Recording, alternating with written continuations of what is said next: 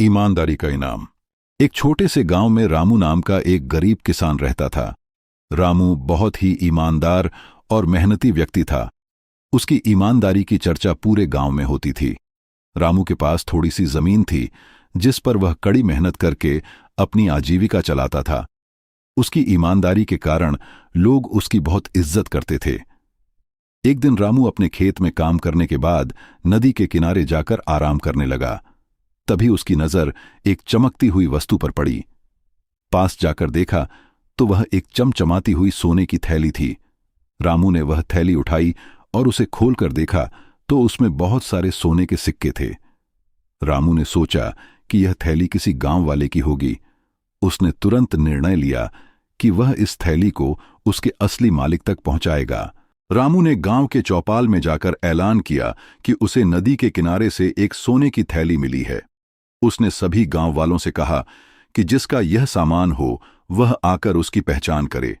गांव के मुखिया ने रामू की ईमानदारी की तारीफ की और कहा कि अगर कोई भी उस थैली का दावा नहीं करता है तो वह थैली रामू की हो जाएगी।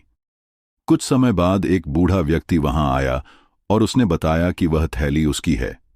उसने थैली में रखे सिक्कों की सही संख्या और पहचान बताई। रामू ने बिना किसी लालच के वह थैली उसे लौटा दी।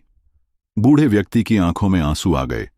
उसने रामू को धन्यवाद दिया और कहा, बेटा, तुम्हारी ईमानदारी ने मेरा विश्वास इंसानियत पर फिर से जगा दिया है। मैं तुम्हें इसके बदले इनाम देना चाहता हूं। रामू ने विनम्रता से कहा, बाबा, मैंने केवल अपना कर्तव्य निभाया है। मैं इसके बदले कोई इनाम नहीं ले सकता। लेकिन बूढ़े व्यक्ति ने जिद की और रामू को आशीर्वाद देते हुए उसे कुछ सोने के सिक्के इनाम के रूप में दिए। रामू ने वह इनाम स्वीकार किया और सोचा कि इससे वह अपनी खेती का विस्तार करेगा और गांव के गरीबों की मदद करेगा। रामू की ईमानदारी की कहानी पूरे गांव में फैल गई। गांव के सभी लोग उसकी ईमानदारी से प्रभावित हुए और उसे सम्मान देने लगे। उसकी ईमानदारी ने यह साबित कर दिया कि सच्चाई और ईमानदारी का फल हमेशा मीठा होता है। शिक्षा: ईमानदारी का फल हमेशा मीठा होता है।